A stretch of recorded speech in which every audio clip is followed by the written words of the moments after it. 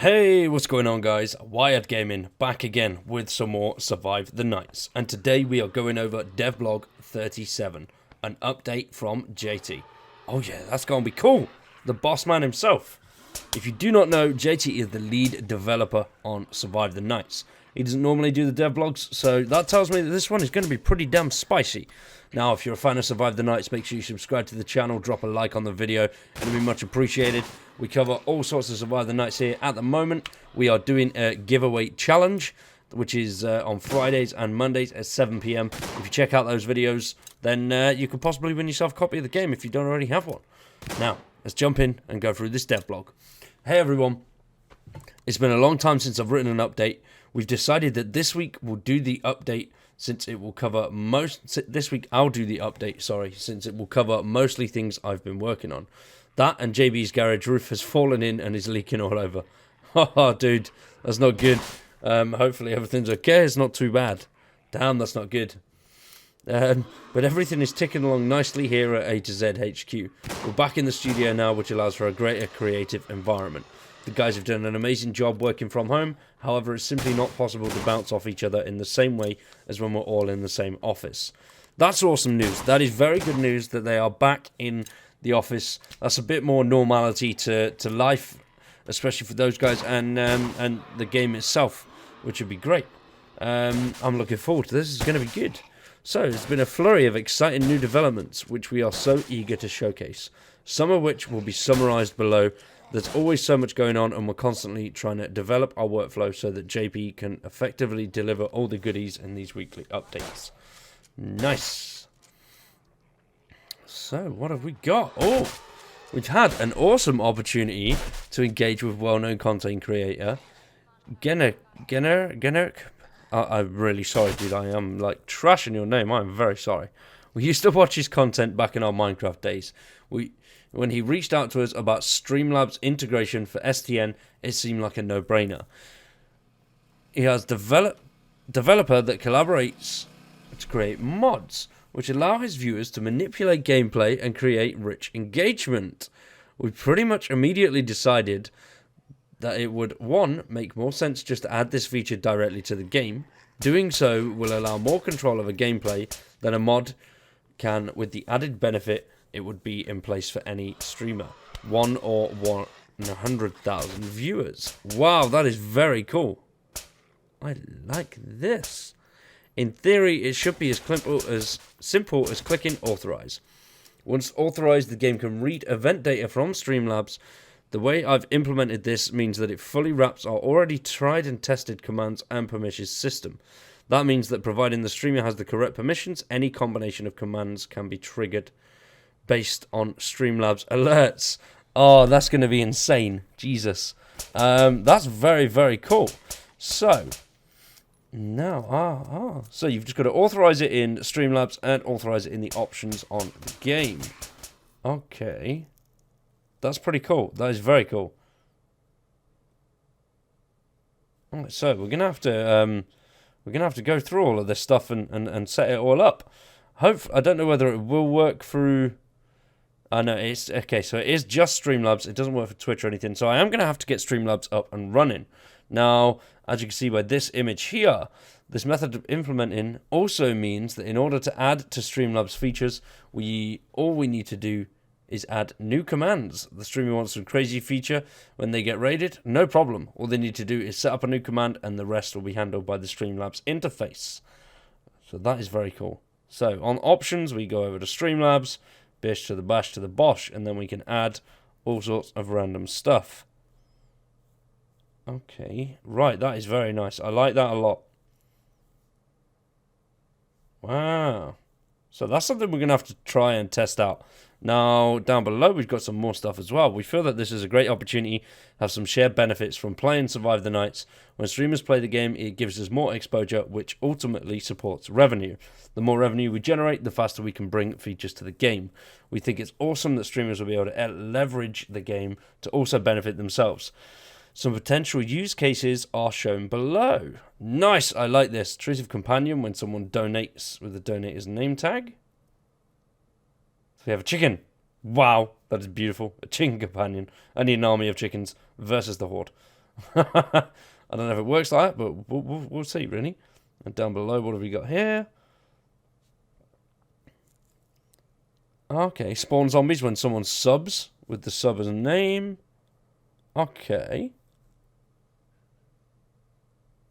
So I'm assuming that's just going to bring in loads of... Wow, this could be really, really fun. A chicken for every viewer from a raid. Damn, that's a big-ass raid. Look at all those chickens. That is beautiful. That's a lot of chickens, dude. Now, also, down below, name tags. Name tags have been worked on for this update for a few different reasons. Now, let's... that is very cool. I like that. The name tag looks a lot better than what it used to. There's been a long-standing issue where they don't always face the player. Whenever I see this in a game or on a YouTube video, it makes me cringe badly. It's never been a pressing issue since there's always bigger fish to fry. I decided to get it fixed, hopefully, while making some other neat functionality changes. We'd add an area under the name tag for displaying a player's level way before we ever hit player leveling. No, nice! That's very nice. That's now all hooked up and you'll be able to see other players' levels displayed under the name and supporter pack. As JB mentioned in the last devlog, we're planning on introducing a Patreon for community members that want to support the team beyond the purchase of the game. This is something we've been toying with for ages, but have never really been able to settle on. We've decided that Patreon is the way to go. As if you haven't already checked out the last devlog, I would definitely do that. What Patreon's going to entail, we're not really 100% sure yet. Like, as I said in the last episode, as long as it doesn't lock certain features, then you know it's hopefully all going to be good. I'm looking forward to it. I'm gonna buy it regardless. I love the game. The guys doing amazing work, and they deserve it, to be honest, in my opinion. And you know, any of you guys that can do it as well, do it. It'd be great. It helps them out, and it will ultimately get the game better for us and get us more content. So it's definitely worth doing. It's beneficial for everyone, really. So we've decided that Patreon is the way to go. We had a great meeting with them and they've convinced us that their platform is right for our community. That being said, we want to add value for our potential contributors without adding any game ruining features. Screw pay to win. Thank fuck for that. I love that. No pay to win. Perfect. There's one major thing that I cannot stand is pay to win, and I'm glad they're not going to do that. That's very nice. Name tags will now be shown a small text above the username showing information about a user, extra contributions to the project. There's a toggle in the menus for those who want to remain anonymous in game, and there will be a bunch of other rewards via Patreon. But this is an example of a visual reward. So we'll have sort of the supporter above our username, which is very cool. Now, connectivity. This is all very, very like complex computer techie stuff. So, while we don't have a perfect solution right now, I want to take the opportunity to talk about connectivity issues. From inception, Survive the Nights was always meant to be a PvP and to be played on an open public server hosted by ourselves or people with knowledge of more advanced topics like port forwarding. As development have progressed, we feel that it'd be wrong not to offer the most requested feature of solo and self-hosted servers. With our last update, we released a pretty seamless solo experience. The self-hosting, however, leaves a little to be desired simply because it's not a one-click solution. In 1.8 or soon after, a part solution called UPnP will be utilized via OpenNAT, which will help a lot of players with automatic port forwarding. This won't solve everyone's issues since automatic port forwarding isn't supported by some routers, and in others it just doesn't work as expected. That change, combined with slightly sneaky UI and things like automatic IP and port assignment, should make things a little bit easier for around 50% of the players.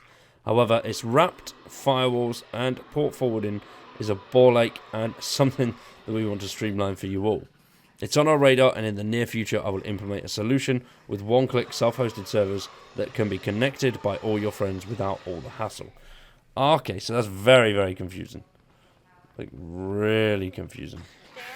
I don't get any of that shit. I'm not a tech guy, so for me that's like way over my head, all of it. So now, a little bit on 1.8, which is quite nice. Well, the graphics side of things. The design update is really exciting for us. It's going to bring the graphics up to date and reflects our own development in terms of what we're able to achieve.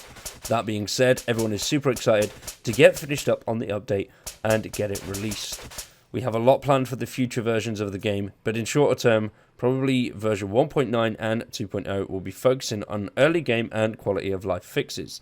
We feel like it's time to tie up all the loose ends, which is absolutely amazing. I'm glad that they're going to take an update or two just to sort of go through the little niggly bits and get them sorted. I feel like once all the little niggly bits are good, and then they can move on to sort of newer, implementing either new features or, for me personally, one thing that I would love to see is scrapping. I'd love some new weapons. I would love like clothing and things like that as well. But, you know, that's going to come. It's just in time. When see it, it'll be here eventually. I'm excited for when it does show. As nice as it is just to develop freely and work on cool features, the game needs to work nicely and have a good retention for early game. This will allow the community to grow with less friction. Some of the things we're going to be addressing are listed below. However, a lot aren't. I can't stress enough how helpful it would be if you could let us know what your biggest frustrations are. Now, down below in the description is Discord. So I would probably recommend heading down to the Discord, and on their Discord tab they have, I'm pretty sure it's a recommendations channel on there, so maybe head over to that and drop them a line and let them know what's really sort of gutting you and grinding your gears a bit, because there's a few things for me. Hopefully a lot of little bits get fixed. So swimming, tree cutting, tutorial and UI learning curves, game stutter, lag spikes that bring the frame rate to 0, structure management, zombies/items spawning in bases, and character movement, getting stuck on stuff, jumping over items, etc. So that's just a few little bits. There's obviously going to be a hell of a lot more there, so I'm excited for that. But summary, we have a summary. That's nice, that's new. That's a little JT feature there. We don't normally get that with JB. So overall, it's business as normal here. Andre is pushing through the design update with support from Joss. John is hard at work tweaking and improving animation-related mechanics for the future. I'm working on broken bits and pieces and larger implementations for the future. Ah, don't say things like that, dude. What the That's teasing. Why? No, I don't like this. JT, you're not allowed to do the dev blogs anymore, dude. You're just teasing people. It's not fair. It's not on. Don't do it. Stop. Ah. What are these larger implementations? I want to know. Damn you, bastard. In terms of 1.8, we're hoping to have it with you very shortly. We're very excited to show somewhat finalised before-after shots. However, we're committed to not doing that until we know for sure what is shown is what you will receive. The last 10% of any update is always the most difficult part, but rest assured, we're working through the little problems that will hopefully resolve any new issues creeping into the build. Stay safe, everyone, and remember you can contact any of the team via Discord. However, for general support, JB is your man. His work with the community allows us to focus 100% on improving the game. JT. Boom. That was good. That was very good.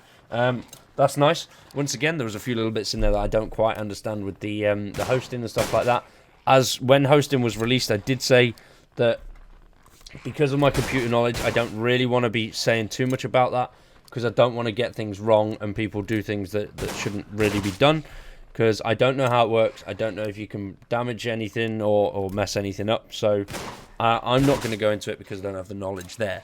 Now, I am trying to learn a few little bits so I can host a server, but it's quite difficult. It's very old techie shit. I just press the button on my computer and then record things, and that's pretty much what I do. I'm not a techie guy. I have a guy that a friend of mine that fixes all my tech stuff, and if there's any issues, I ring him or send him photos and go, "What's this? What does this do?" That is a HDMI cable, mate.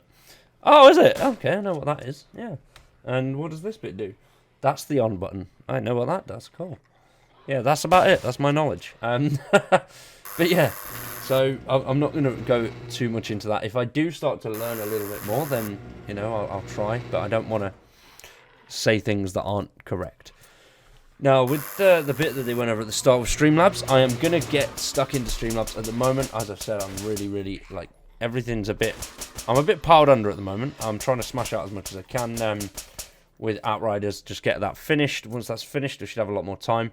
And then I had some news as well today that I will be moving house very soon as well. So that's going to create a little bit of an issue. But when I know more, I will let you guys know. I'm going to try not to let it disrupt YouTube. There may be a few Twitch streams that I missed, but as far as YouTube is concerned, I'm going to try and keep that up, running, and on as normal.